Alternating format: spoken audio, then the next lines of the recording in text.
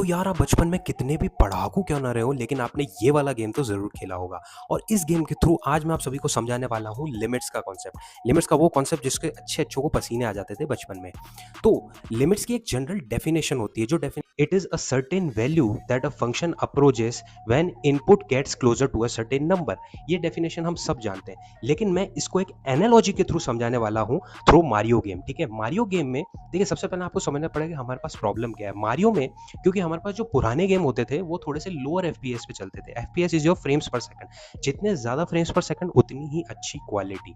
Frames पर second में होता क्या है कि जैसे आप पढ़ते होंगे 60 एफपीएस 120 एफपीएस, हम हमारे कंप्यूटर में भी देखते होंगे।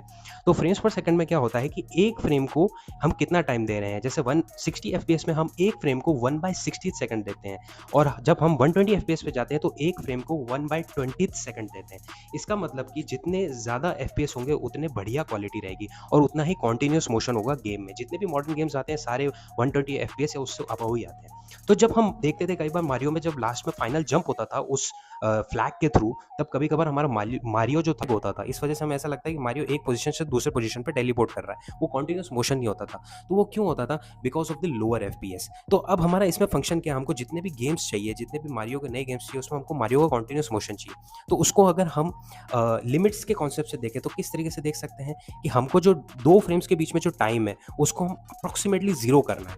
तो क्या हम यार प्रैक्टिकली उसको जीरो कर सकते हैं? नहीं, हम उसको जीरो नहीं कर सकते, बट हम जीरो की तरफ अप्रोच कर सकते हैं। तो अगर मैं इसको उस तरीके से लिखूं लिमिट्स के डेफिनेशन में, तो लिमिट मैं लिखूंगा delta t tends to zero, और हमारा जो फंक्शन होगा वो फंक्शन क्या किसको अप्रोच करेगा? Mario moving continuously. तो इस तरीके से जैसे जैसे हम जैसे 60 एफपीएस पे 1/60 करेंगे तो उसकी वैल्यू आएगी 0 पॉइंट कुछ। फिर हम 1/120 करेंगे तो उसकी वैल्यू और जीरो से कम आएगी।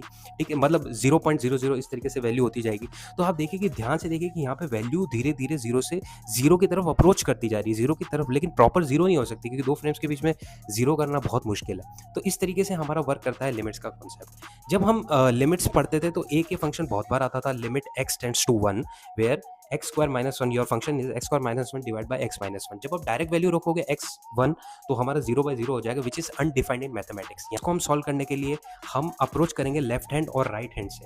तो राइट हैंड और लेफ्ट हैंड से जब आप अप्रोच करेंगे धीरे धीरे वैल्यूज रखेंगे थोड़ी कम, मतलब 1 से कम रखेंगे लेफ्ट हैंड से, मतलब 0.9 0.99, और इधर से अप्रोच करेंगे तो क्या रखेंगे 0.1 0.01 तो हमारा वैल्यू 2 की तरफ कन्वर्ज होगा।